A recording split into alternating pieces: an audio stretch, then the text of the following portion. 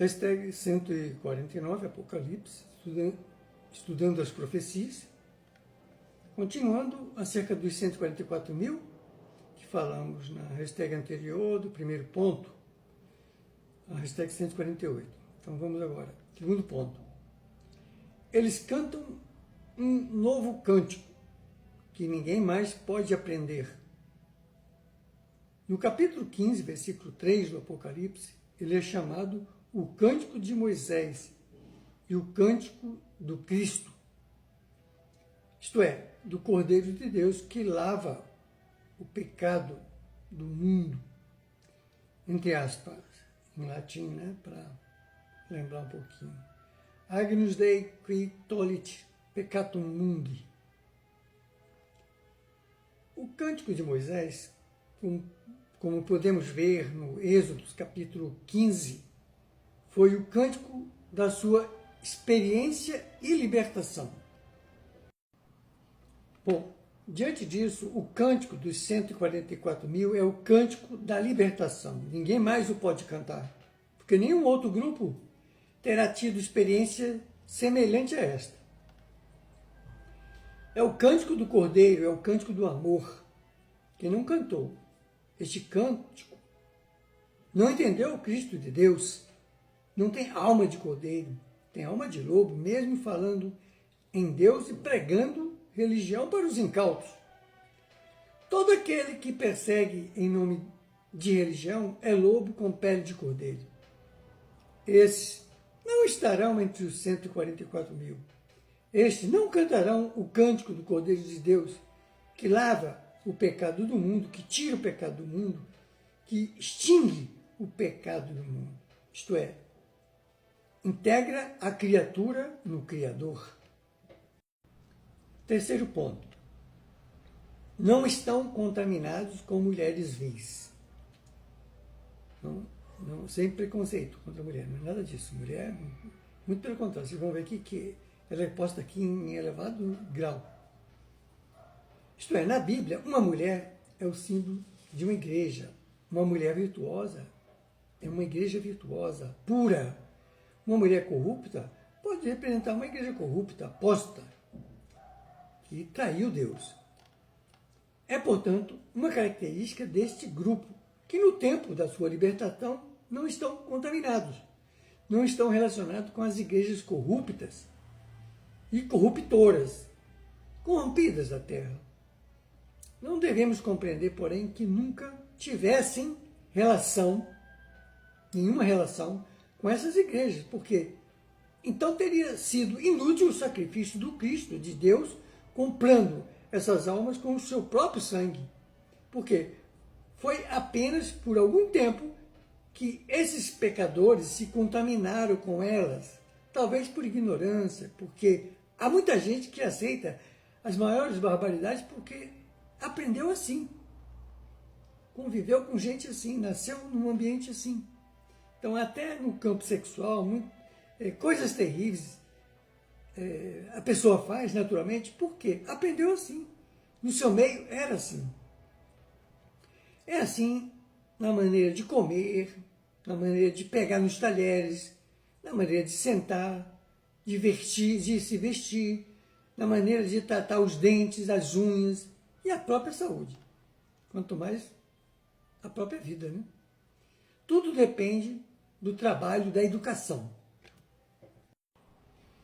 Isso começa no berço, né? Lá na criança. Daí devemos ter os nossos cuidados com os nossos filhos, os quais devemos os ensinar sempre sobre estes assuntos que estamos estudando aqui, para a felicidade futura deles.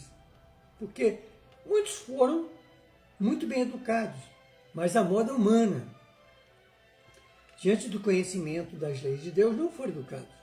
E é o que mais importa para o bem de suas vidas, de nossas vidas. É preciso reeducar até os educadores, por incrível que pareça, porque, infelizmente, em grande maioria, foram mal educados. Porque, infelizmente, as universidades formam criaturas para obter um canudo de bacharel, ou de médico, ou de engenheiro. Mas não basta preparar a criatura para ser uma pessoa capaz de exercer uma função pelo bem comum. Não ensinam a olhar para o semelhante como uma criatura de Deus. É preciso reformar a alma das criaturas. É preciso preparar as criaturas, antes de mais nada, para ser o quê? Para ser um médico bom. E não apenas um bom médico, um engenheiro bom. E não apenas um bom engenheiro ou um advogado bom. E não apenas um bom advogado. Que não venha roubar, que não venha matar e destruir até seu próprio diploma com as armas da lei.